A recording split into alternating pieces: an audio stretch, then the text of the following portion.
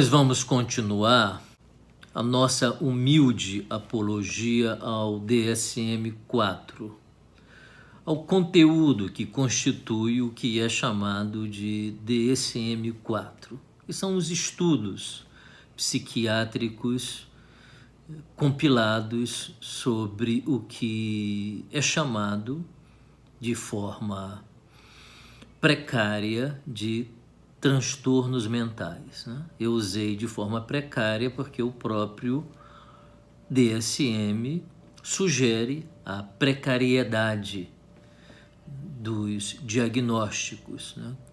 São norteadores de um caminho que deverá levar o profissional a algum lugar que só depende do relacionamento que ele estabelece e da capacidade maior ou menor de compreender o sofrimento da pessoa que o busca.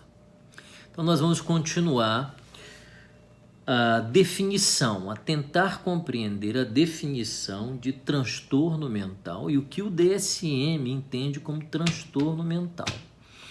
Para a gente parar um pouco de criticar de maneira fácil, simples, o DSM como sendo um livro que carimba as pessoas com diversos tipos de transtornos psiquiátricos. Não é verdade. Quando a gente lê os critérios para o diagnóstico de um transtorno, a gente vê claramente que há a necessidade rigorosa de que o indivíduo preencha, satisfaça aqueles critérios que são sugeridos para um determinado transtorno.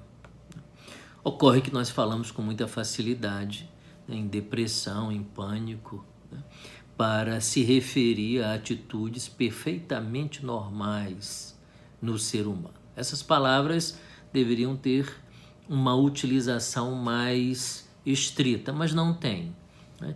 E como não tem, a gente precisa entender o que é, eu estou em pânico, e o que é um transtorno de pânico, né? Então vamos continuar. Eles dizem: apesar dessas deficiências, a definição de transtorno mental presente no DSM-3, no volume anterior a esse, e no DSM-3R, que é um DSM-3 revisado, é aqui apresentada por ser tão útil quanto qualquer outra definição disponível e por ter ajudado a orientar decisões relativas a que condições, nos limites entre a normalidade e a patologia, devem ser incluídas no DSM-4. No DSM-4, os transtornos mentais são concebidos como síndromes, conjuntos de patologias que formam uma síndrome. No DSM-4-TR, os transtornos mentais são concebidos como síndromes ou padrões comportamentais ou psicológicos, clinicamente importantes. Aquilo que salta aos olhos do psiquiatra e que produz sofrimento ao paciente que se queixa ao psiquiatra, que ocorrem no indivíduo e estão associados com sofrimento ou incapacitação.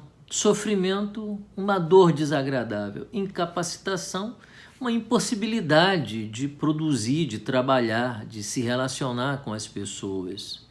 Ou com um risco significativamente aumentado de sofrimento, morte, dor, deficiência ou perda importante da liberdade por causa da síndrome. Além disso, essa síndrome ou padrão não deve constituir meramente uma resposta previsível e culturalmente aceita. Note como o DSM-4 inclui a possibilidade de determinadas culturas se manifestarem de uma maneira que uma outra cultura, ao avistar aquela manifestação, possa considerar um transtorno patológico. Então, essa advertência é de grande importância, porque mostra o respeito pela manifestação cultural de cada país. qualquer que seja a causa original, a síndrome deve ser considerada no momento como uma manifestação de uma disfunção comportamental, psicológica ou biológica no indivíduo. Nem o comportamento desviante, nem conflitos entre o indivíduo e a sociedade são transtornos mentais. Vou repetir. Nem o comportamento desviante, por exemplo, o comportamento político citado aqui no DSM, ou o comportamento religioso, ou o comportamento sexual, todos os 3 itens citados aqui no DSM, né? Nem conflitos entre o indivíduo e a sociedade são transtornos mentais, a menos que o desvio ou o conflito sejam sintomas de uma disfunção no indivíduo, como foi descrito antes. Estava acontecendo muito nos Estados Unidos, onde o livro é composto. Políticos, líderes religiosos, se beneficiavam do DSM para reduzir as penas em função dos seus crimes. E eles não eram absolutamente transtornados psiquiatricamente, eram só